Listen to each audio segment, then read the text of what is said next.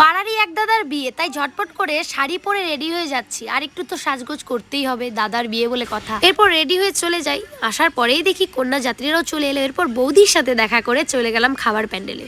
সেখানে গিয়ে তো দেখি মহা এমন ভিড় তো ভোট দেওয়ার লাইনেও পাওয়া যায় না, কি আর বলবো।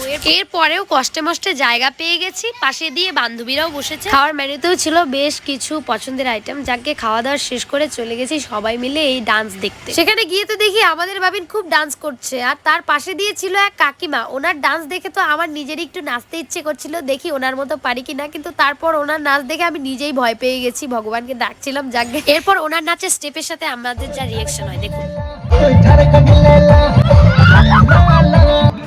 তো এখন শুরু হলো আমাদের পাড়ার কাকিমাদের এবং আমার বান্ধবীদের ডান্স। চলো দেখতে থাকো, সাথে থাকো আর সঙ্গে থাকো।